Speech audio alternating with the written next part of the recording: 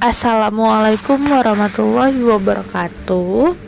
Halo teman-teman, kembali lagi bersama saya Rizky Noprianita, tutor mata pelajaran Bahasa Indonesia. Nah, ada yang tahu nggak nih hari ini kita bakal belajar apa?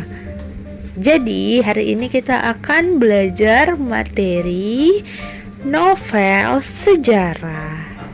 Nah, teman-teman, simak penjelasan dari saya berikut ini ya. Novel sejarah disebut juga dengan cerita fiksi ya teman-teman. Nah, contoh dari novel sejarah buku-bukunya itu ada novel, cerpen, legenda, dan roman. Salah satu contoh judul bukunya itu ada pada gambar di bawah ini, yaitu yang pertama ada Bumi Manusia, Anak Semua Bangsa, Jejak Langkah, Rumah Kaca, dan masih banyak contoh yang lainnya. Sekarang kita akan bahas struktur dari novel sejarah. Nah, struktur dari novel sejarah itu ada 6 ya teman-teman. Kita akan bahas satu persatu.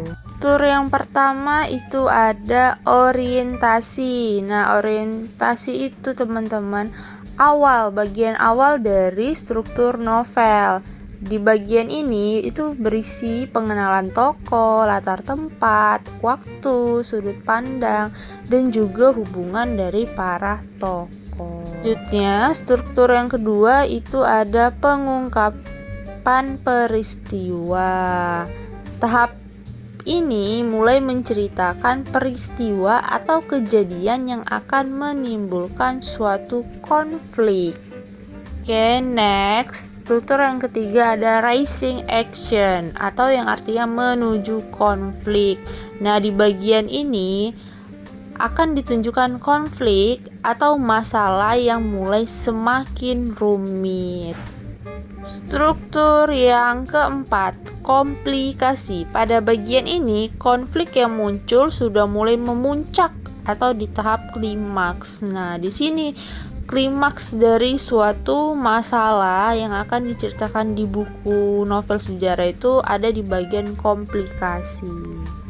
Oke, tahap yang kelima itu ada resolusi. Setelah memuncaknya konflik, tentu saja harus ada penyelesaian atau resolusinya teman-teman. Jadi di bagian ini akan diceritakan akhir dari suatu masalah atau tahap penyelesaiannya. Kita masuk ke struktur yang terakhir, itu ada koda atau yang disebut dengan opsional. Nah, di koda ini, jadi tidak semua novel sejarah punya koda ya teman-teman. Karena koda ini merupakan penutup dari novel yang berisikan komentar atau kesimpulan dari suatu cerita.